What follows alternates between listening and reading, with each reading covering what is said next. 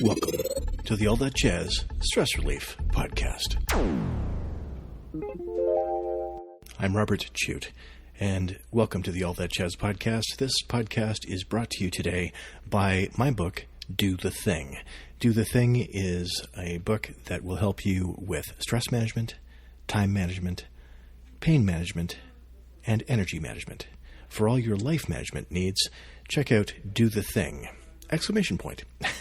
It's Do the Thing! Exclamation point, and that is on Amazon. You can find that in paperback or ebook.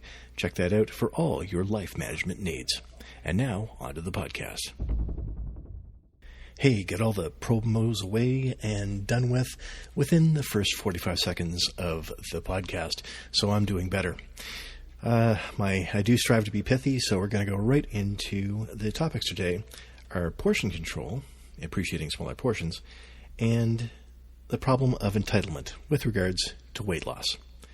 And I have to share with you something. I did a lovely thing for the first week of the year. I spent the first week of the year from the 1st to the 8th in Cuba. And I went to a resort with my family, and we relaxed, and overall it was pretty good. I burst an eardrum and damaged the other eardrum on the flight into Cuba, but that wasn't Cuba's fault. That's another story for another time. But such a sad story, such a sad start to the vacation. But one of the things about an all-inclusive resort is you can have all the food you want at any time, and it's kind of like going to a buffet where you can just keep on getting up if you want, and you can just keep on eating. As long as you like, there's always food available somewhere. And it's not all great food, I have to say, in Cuba. Some of it was not so great, or had a different taste than I expected, or there was some diarrhea going on, but that is very common at a lot of resorts or cruise ships or wherever. A friend of mine tells me that they actually put diuretics in the mashed potatoes on cruise ships, so if you do get a stomach virus, it goes through you quickly. Hey, you never know what you're going to learn. So anyway, one thing that struck me is about portion size. So sometime a few years ago, I went across the border into the States, and I went to I think it was an A&W, it was some fast food joint with my family. And I assumed that since I was in North America, all the portion sizes would be uniform. So what I expected to get in Canada was not what I got in the States, which was a little bit surprising because, I'm just an hour away from the border. And a totally different setup there. The portions were much bigger at the USA A&W, and startlingly so. And I thought, wow, that's a big portion. But it's quantity over quality, maybe. But that was the standard portion for where I was. And when I went to Cuba, I found that the portions were quite a bit smaller. And where it really struck me most was in the coffee bar. Now, I have to tell you that it is an amazing luxury to be able to go up to a coffee bar anytime between 7 a.m. and 11 p.m. and have a café con leche or a café bonbon or, well, any espresso drink you'd like. Any coffee you'd like. A cafe with liqueurs in them, Spanish coffees, etc. One of my favorites through that week in Cuba was the café bonbon, which is basically a little bit of espresso, I think a little bit of milk, and about a pound of sugar. All served in little cups. I think they're called demi-tasses, the demi-tasses. They're just like a coffee mug, but, maybe almost half that. And the thing is, you'd go up, you could order a drink from the bar or from the coffee bar anytime you'd like, and always tip a peso. And I'd have a little bracelet on, so you could have it any time. So you kind of fall into having it anytime you like and enjoying it. And that's the loveliness of and the ease of a all-inclusive resort. I didn't see much of the real Cuba. I did go into Havana, but The truth was, I didn't want to see the real Cuba, particularly. I just was run so ragged. I had just published 2 books. My wife was exhausted. She took on a new job. I had 3 jobs. I was going into 4 jobs. There's a whole lot of stuff going on in the family where this was our last chance to have a relaxing holiday. And what I really wanted to do was go to the beach and read a couple books and not think a whole lot.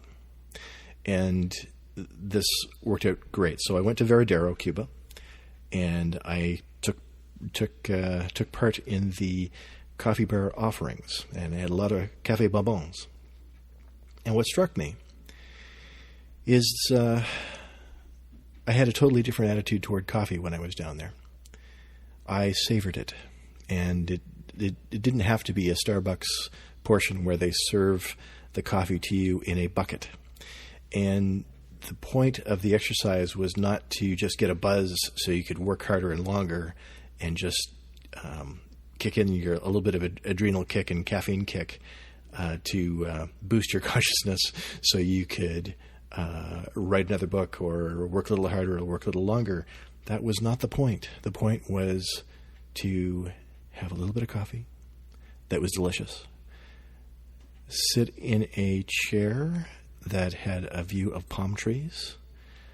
Each morning I would walk along and one of the groundskeepers would offer me a drink straight from a fresh coconut that had fallen in the night.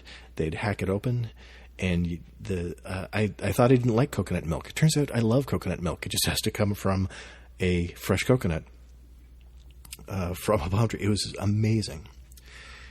But I enjoyed the sunshine. I sat there, and for the first time in at least several months, probably since summer, I truly slowed down. I truly began to relax. And I appreciated the smaller portion. And it didn't have to be huge in order to enjoy it. When I go to Starbucks, I'm looking for the smaller coffee cups now, on those rare occasions when I go out for coffee, because I am much more interested now in quality over quantity. And that applies to not just coffee now. That also applies to food. Smaller portions, smaller plates. If the food is good, you don't have to have more of it. You may want more of it, but you can basically set the portion according to what a regular, normal-sized human would eat, as opposed to, give it all to me now, give it all to me now, give it all to me now. Because sometimes when you go to, say, a buffet, which the Cuba was mostly a buffet for most nights and most mornings and most lunches, it was give it to me now, give it to me now, give it to me now, give it to me all, give it all to me. And I really started to slow down. It was like once I got there and I was under stress. It's and I was 6 o'clock. It is 6 o'clock. my computer just informed me. You probably heard that. I'll leave that in. I don't want to edit this. I'm in the flow. What I found was that when I first arrived there, I was still stressed, and I went through this short period of a few days where I was still eating like I would at home, and eating more because I was stressed. And just because you write a book about stress management doesn't mean that you never feel stress again. It means that you discover more tools to manage your stress. And I think with me it was an awareness that I was, as a Canadian, because it may have sounded, when I went down to A&W in the States, it may have sounded like I was crapping over Americans. But no, Canadians eat a lot more than a lot of other countries do. And I really became more aware of that after spending a little bit of time in Cuba. And I slowed down. And as my stress came down, my need for larger portions came down. And I had fewer coffees later in the week as well, because one would do. It was great. It was good. And I slowed down and I savored it and I took my time. And I realized that, we all have these opportunities. We all have these moments, and we need to take them if we commit to taking them.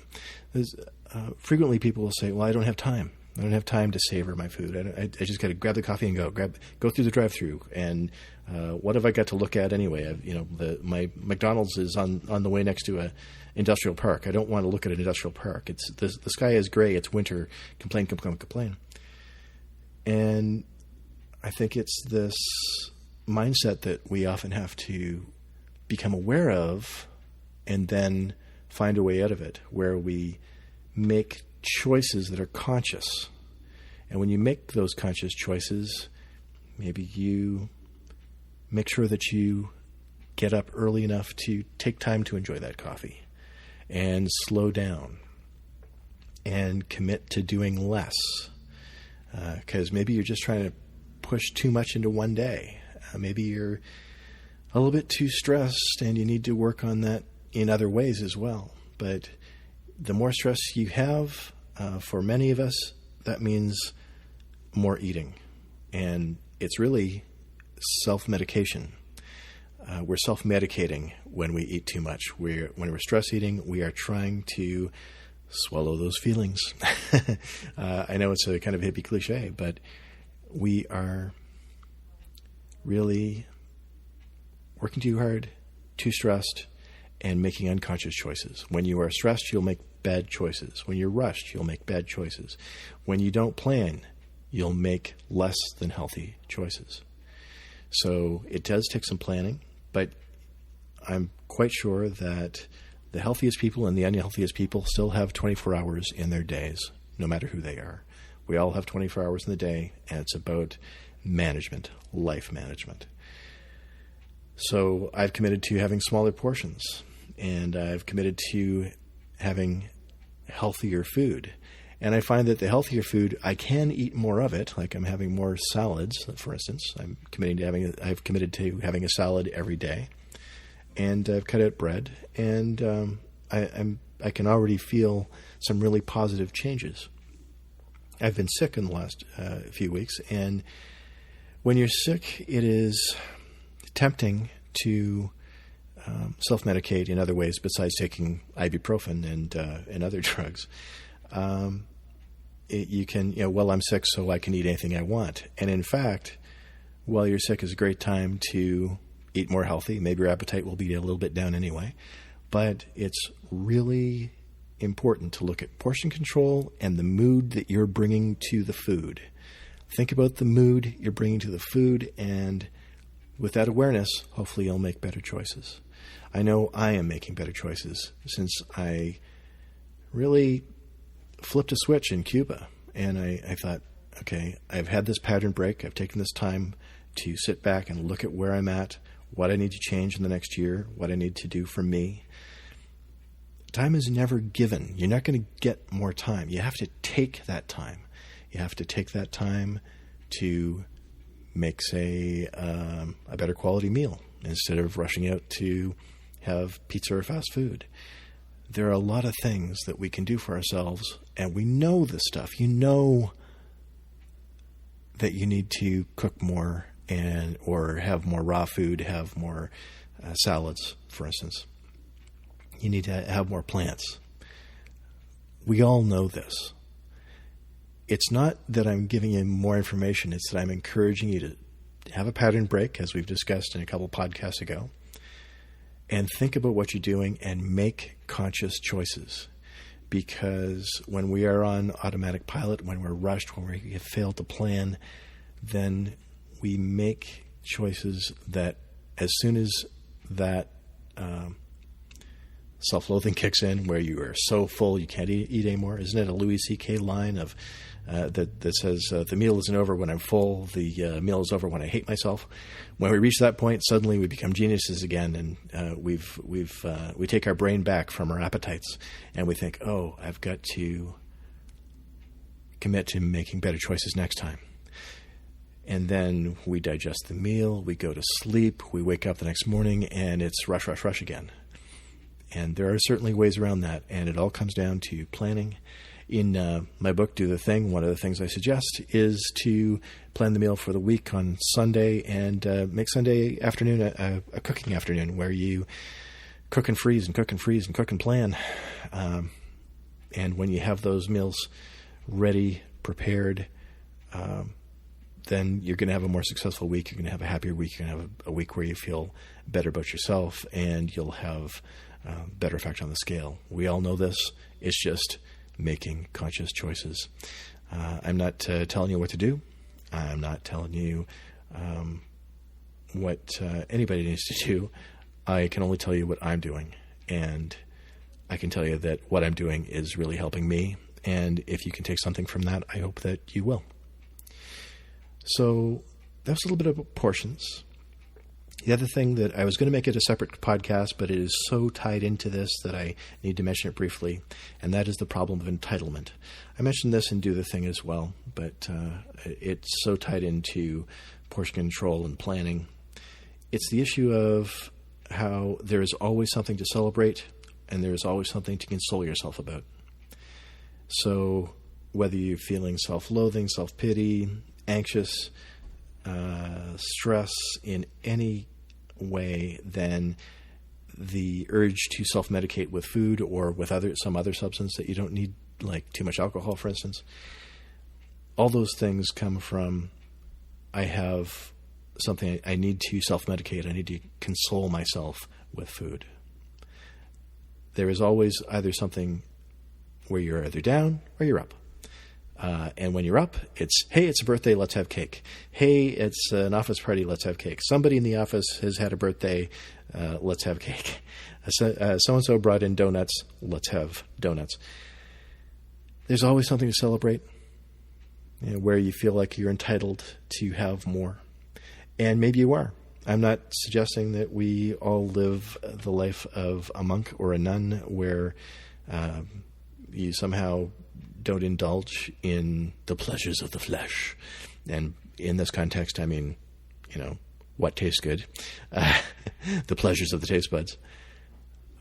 There has to be an awareness of how much is enough and how often. So in Presto, which is Penn Jillette's book about his amazing weight loss, I don't want to go into that too deeply. I think you should read Presto if you want to learn more about how he had a huge weight loss, because it is a quite rigorous diet.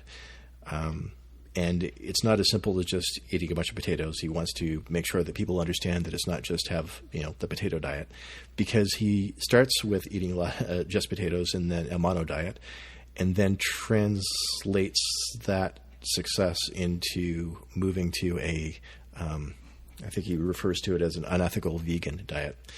But what I want to say about where he lands with his weight loss is that he'll still binge, he'll still have what he wants occasionally, but those times are rare. Every day is not a celebration of food.